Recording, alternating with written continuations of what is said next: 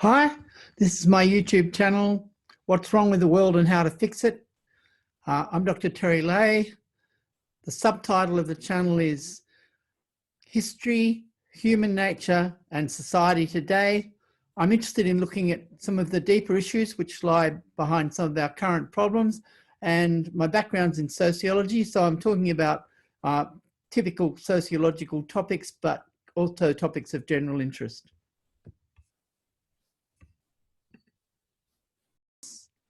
And I'm bringing you today a video on which I've called Why Patriarchy, looking at whether patriarchy is a global and transhistorical thing, and whether it can be overthrown and so on, and what is the basic cause of patriarchy.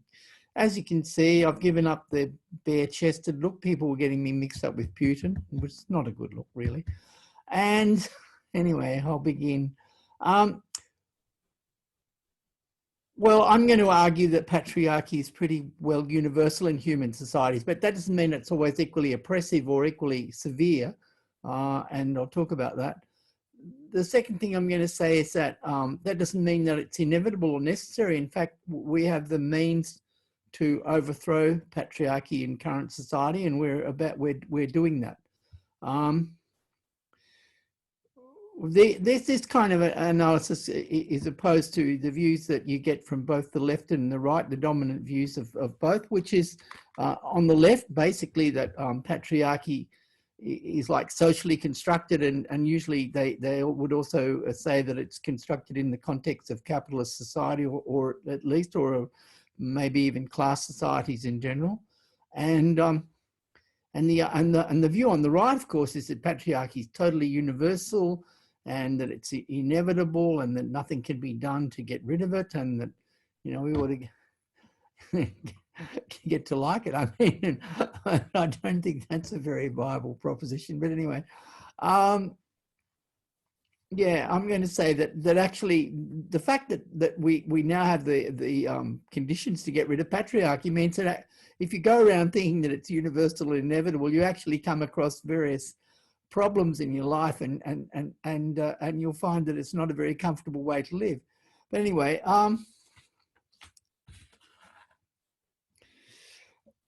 looking back to what I said before about my analysis of what patriarchy is, we can think of this as an analysis that could be applied to other societies, because the analysis that I gave in the last talk was founded on the idea that patriarchy can be understood as a form of exploitation in terms of basic drives of human nature: autonomy, sexual pleasure, physical well-being, social pleasures, and so on. And so we could look at other societies in terms of this. The fact that so in other words, I'll do this in a minute and talk about other societies and how this kind of analysis might be applied. All right. So what do we know about this? Well, first of all, we can have no doubt about the fact that societies with a written history have been patriarchal. We know about the ancient Greeks, the Babylonians, the Chinese, and so on. And truly, you look at that history and look at those accounts in detail, and often there's written, you know, almost like poems or novelistic accounts of daily life, as well as all of the sort of material evidence. And there's no doubt that they were patriarchies in the sense that I explained in the previous video, that men dominated society politically. This led to various evil consequences for women, who are in a sense an exploited underclass in patriarchal society. For other societies like stateless societies, which you know didn't leave a written record, it's much more difficult. I mean, if we wanted to go back 80,000 years, it's incredibly difficult to say what was the gender regime that applied in those societies. And I think we have to say that and just admit that that's the case. If we're looking at societies which were stateless societies when Europeans sort of invaded the rest of the world, and they came to the attention of people with writing and were written about, well, obviously We're relying on the views of missionaries, explorers, but also, of course, more later on, anthropologists who regard it as a scientific endeavour to look at what these societies were like and to describe them. I mean, to me, that's the most accurate kind of thing. And the other thing that we're also looking at is the archaeology of societies that built monuments and, you know, left a sort of a huge archaeological record, which can be a mixed blessing. It's very hard necessarily to know about it. Most mainstream anthropology doesn't hesitate to describe stateless societies, you know, like hunting and gathering and horticultural societies, you know, like in Melanesia, Africa, the Americas, and so on, as patriarchal. That, I mean, and if you look at a sort of, even as a sociology textbook, you'll find the same thing being said. I mean, you know, like basically I would refer you to books in anthropology, you know, if you want to look into this. However, obviously there's a small minority of authors who say that earlier prehistorical societies or indigenous societies or stateless societies, whatever, were gender egalitarian. And there are some who would also say that there were matriarchies that were sort of urban matriarchies with civilization and monuments and all that sort of stuff and writing and so on that were matriarchal. Yeah, and clearly I'm skeptical of that. And I'll talk about why. First of all, before I do that, I'd like to say where I think this minority view is coming from. And I like it, that's a bit ad hominem really, because just because it comes from certain kind of political sources doesn't mean it's wrong. So one reason is an attempt to rescue indigenous societies from the stigma that Western culture has placed upon them as simple, savage, uncivilized, and so on. So, I mean, there's an awful history of Western colonialist powers justifying their incursions into other societies by saying, like, they're there to rescue the women. I mean, what a mad claim. But anyway, but you kind of don't want to be part of that, and it's like it's understandable in a sense that people are saying, wanting to kind of go, well, you know, these societies were terrific. And associated with this is a re-evaluation of these societies in the light of the environmental crisis and the social disasters of class societies. You know, the massive inequality, the people starving to death, the peasants, the terrible plagues, the awful wars, and like in the destruction of the environment, that's obviously a huge feature of this society. And clearly, if we look at indigenous stateless societies, most of that stuff didn't apply. That they were relatively benign, you know, like an egalitarian. It's certainly in some ways, and not only, and looked after the environment, and all of this is entirely true. But my view would be to extrapolate from that and say, well, they were not patriarchal, that they were gender egalitarian is actually wrong, and not looking at the evidence.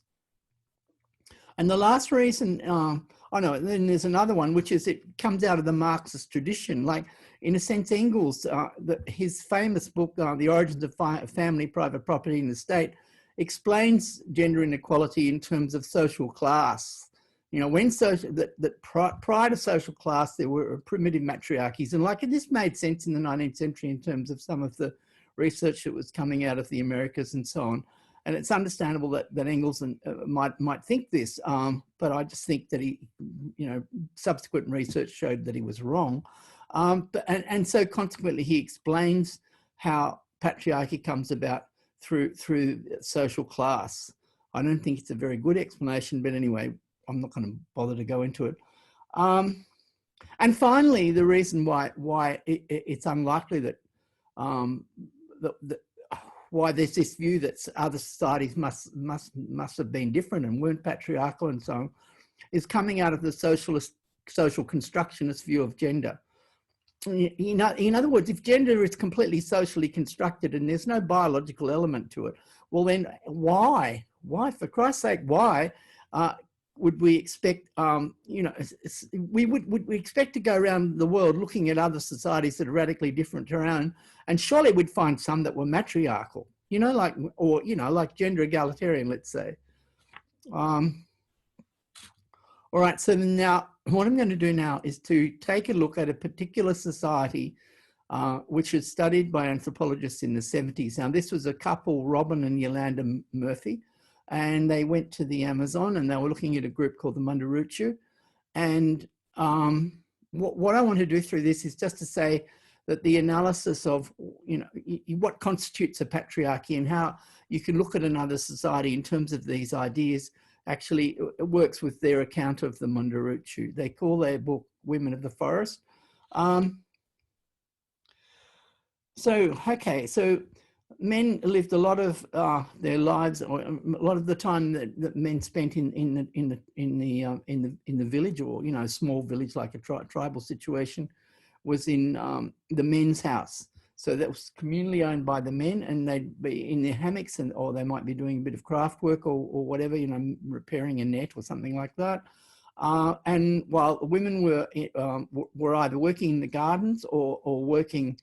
Well, they were in their individualized sort of dwellings, you know, like residential dwellings, and with the children underfoot. Like the under fives would be mostly with the women, and so women were responsible for childcare. You could say men had more leisure than women, so that men would do hunting for like 3 days a week or something like that, whereas the women were doing the gardening every day of the week. So there's a difference in terms of that. Men would gain status in the community through their hunting. Like at the end of the day, they'd bring back the kill, and the whole, you know, everyone would celebrate and what a wonderful occasion and so on and so forth, that sort of thing. Whereas there wasn't the same kind of excitement when women prepared the meals of the porridge and so on. They would also gain status in pre-colonial times through raids on other villages, and they'd you know, arrive in the middle of the night and kill people, and a warrior would take heads and bring them back, you know, cut the heads off and bring them back to the village as a sign of their bravery, and so on. So women did most of the childcare and most of the hard work in gardening, and in mashing and washing the manioc tubers. That was their main staple of their diet. So they'd be, this is a very long day and a pretty boring lifestyle. And there was an incident that took place while the anthropologist was living there, which was that some of the women started calling out to the men, and, like, you know, like urged, it's suggested by one of the woman in the anthropology team, that, you know, how come you're doing all of this hard work the whole day, and the men are just lazing about doing nothing? So they started calling out to the men, oh, you know, why don't you come and help us, and so on. And the men looked very embarrassed, but they wouldn't do it. And so it's like this, what that incident shows is that, in a sense, there was an acknowledgement and an understanding in that society itself of the fact that the women's roles were boring and monotonous, and that they didn't have much status, and so on and so forth. So going back to what I talked about, the hunting and the raids on other villages and so on, these are exciting. There's creative, they created status, and they got social approval for this. And that, in a sense, they're in control of the politics of the region as a whole. So these intertribal conflicts between villages maintained a particular kind of political arrangement. In gathering of both sexes, women sat at the back and walked behind men. There was a semiotics, you know, in a sense, a body language of power in which men had power. Women who offended against the authority of the men could be gang raped, meaning, you know, like their autonomy is not being respected, it's stigmatizing and, you know, unpleasant physically, and so on and so forth. Sex was in the missionary position and was designed for men, with men's pleasure in mind. I mean, yeah, the religious beliefs of the Munduruku included a mythology in which the women had originally owned the sacred flutes, which were a really important part of the ritual. I'll talk about that in a bit again. But anyway, and then because the men were able to hunt and bring meat, they could bring meat as an offering to the sacred flutes, and they got control and women were forced to do housework and childcare and gardening and all of this stuff while the men were released from these chores because they had the power of the sacred flutes behind them. So this is a religious, if you like, explanation, justification, and endorsement of the patriarchal nature of the society as a whole. In an initiation ritual for boys, these sacred flutes were played in the forest by men dressed as sort of dangerous spirit beings, and you know, the men would come in dressed up in this way, grab the boys who were going to be initiated and take them away, terrifying. The women were meant to stay in their huts and not look at these events and not look at the sacred flutes and so on. So again, you know, what we're seeing is a politics of patriarchy played out in terms of various symbols of domination and actual kind of barriers to women's autonomy and so forth. So I probably won't talk about that anymore, but I recommend the book. The books are beautifully written to anyone who's interested in that. So what that does is to show that in terms of things like, you know, like I talked about before, like autonomy, social approval, you know, sexuality, physical well-being, and creativity, that all of these basic desires of human nature, that we can look at another society in terms of that and talk about what's patriarchal about it. Even though clearly this is a society that's massively different to our own society, nevertheless, that this kind of application of these ideas is still possible. Right, so what's the global picture? My analysis of the global picture, which is backed up by anthropological accounts and also by most archaeology and so on, is that patriarchy may not be universal, but it's pretty well close to it. I mean, in other words, when we look around, and you know, and I've done this, like you look at the anthropologists who like are regarded as the wacky extreme, who start talking about gender egalitarian societies, and you track back to the original books that were written about these societies, you don't find them gender egalitarian. You know, the reality is that they don't end up looking like that.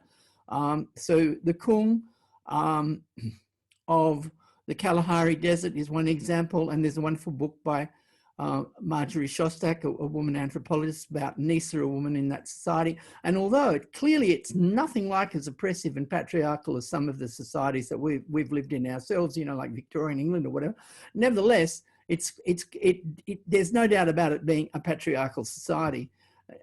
And another one is by Colin Turnbull, and it's on the Mabuti Pygmies of the rainforest. Again, a group which is sometimes referred to as matriarchal. And you just look at that account and it's a detailed account of their lives.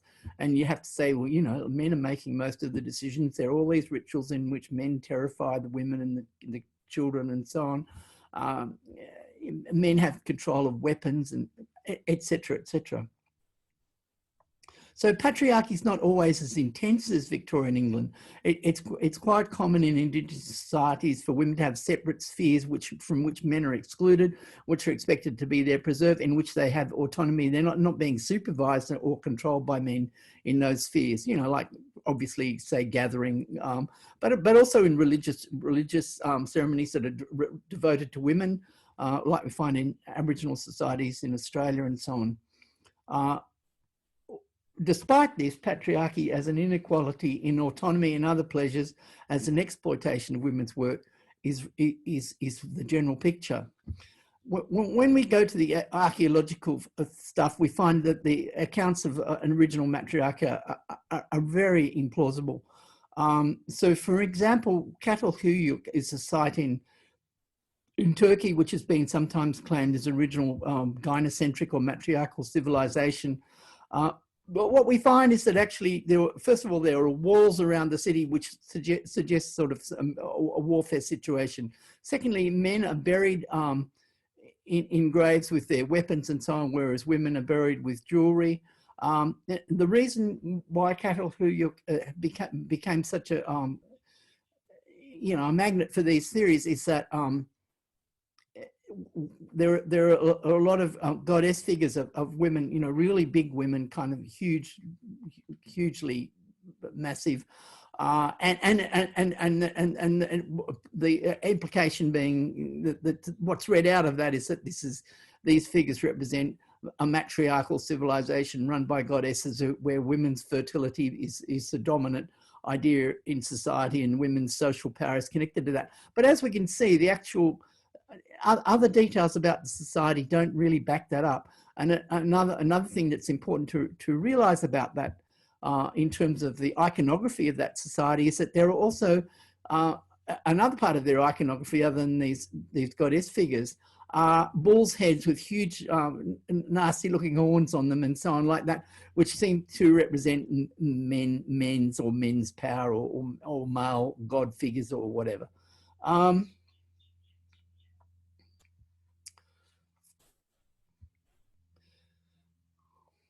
Okay, so all I'd say about that is if you're not entirely convinced by that, go back to some of the original accounts, find the ones that are regarded, the societies that are regarded as matriarchal, and go back to the original accounts of those societies and the descriptions of the daily detail of life in those societies, and you'll just find that it's not really backed up. So this leads to a key question. So why is patriarchy so pervasive? And obviously, you know, the right wing has a field day with this. Well, it's inevitable. It's part of human nature. It's the temperamental and intellectual differences between men and women that are reflected in hormones and testosterone and all. Oh my God, it's really obvious, you know, da da da. So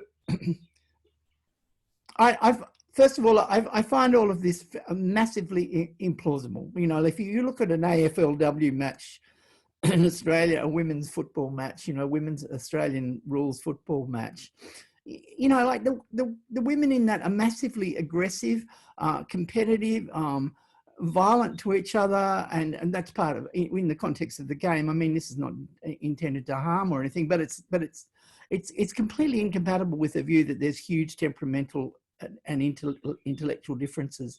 So studies which suggest that there are these differences are based on like contemporary society, which is dominated by patriarchy, where particular kinds of patriarchal socialization construct the personalities of men and women. That's one thing.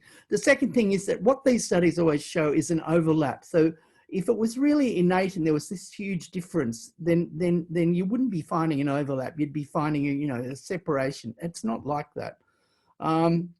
So I don't really find that persuasive. I don't even find it persuasive to think that it was because of men's ability of fighting capacity or something like that. Since the development of weapons, it's always been possible for a woman to kill quite a big man with a weapon. The fact that women don't have weapons, they aren't in the military, you know, they aren't the warrior class, if you like, is a construction of patriarchal society rather than the cause of it. If we look at something like, for example, the Romans were able to conquer Germany and Britain and all of these other places in the Roman to create the Roman Empire, and they were much shorter than the people they were fighting, but they didn't have any trouble conquering them. Similarly, the Japanese in the Second World War. I mean, the idea that this sort of, you know, since the development of weapons, the human development of weapons, which is like, Jesus, it must go back a long way. It's been very unlikely that this is really what's going on. So I find the explanation of second wave feminism, writers like Shulamith Firestone, Ty Grace Atkinson, massively convincing on this stuff, which is that I like the way Ty Grace Atkinson puts it. She says, men have discovered that they have an advantage in struggles with women as a class because they're not tied to childbirth and to the close, intimate ties with infants that come out of childbirth and lactation.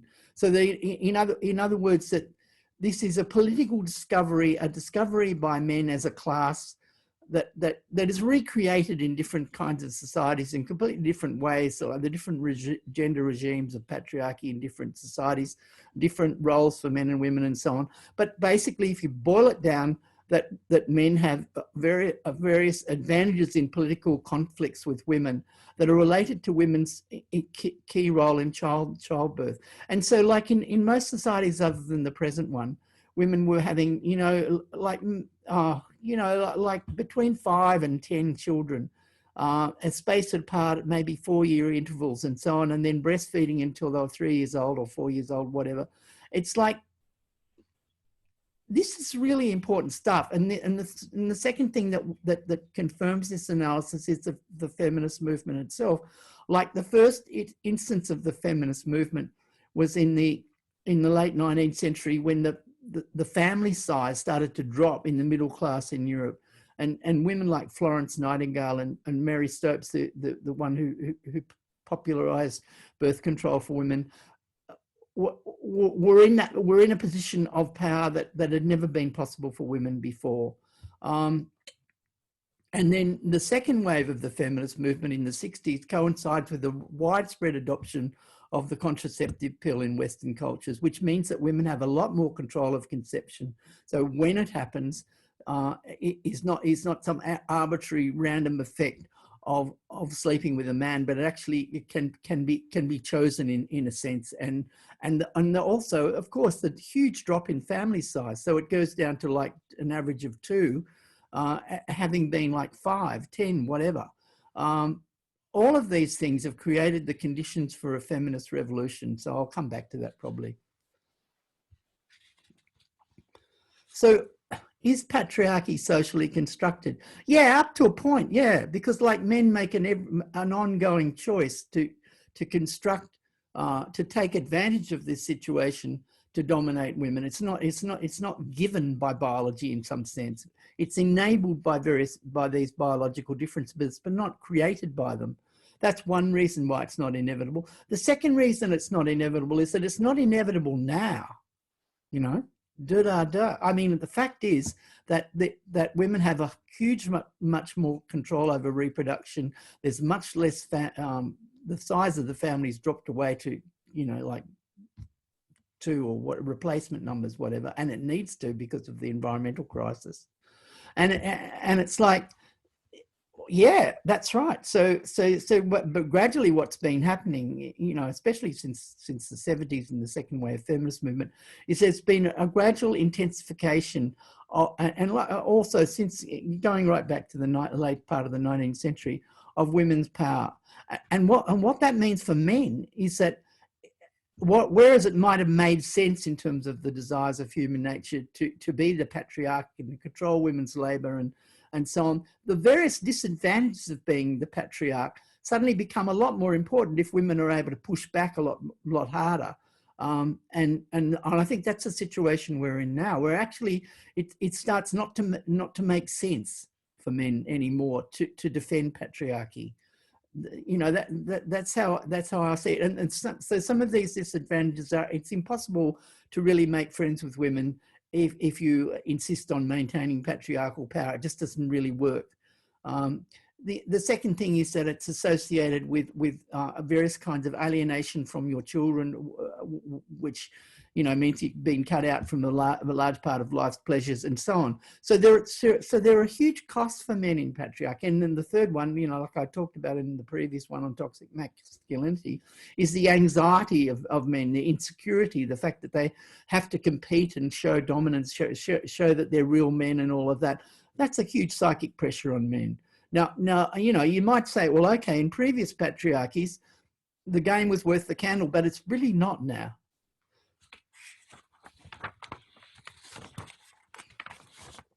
Okay, I'll finish this video now, and the next time I talk on this channel, Tez Cuts Loose, I'll be talking about social class. What is social class? How does it come about? You know, and then I'll go on later on to talk about, you know, what is capitalism and why is it different as a form of social class and so on. So I hope you enjoyed this, and I mean, it's a grim topic, and you know, I have to acknowledge that. And I suppose I'd say too that, you know, it's like, it's not easy to look at the fact that patriarchy has been so widespread in human history. I mean, it's like, yeah, it causes us to think and to take pause, and we need to do that. And if we want to overcome patriarchy, we have to understand why it's where it's vulnerable and why. Okay, see you.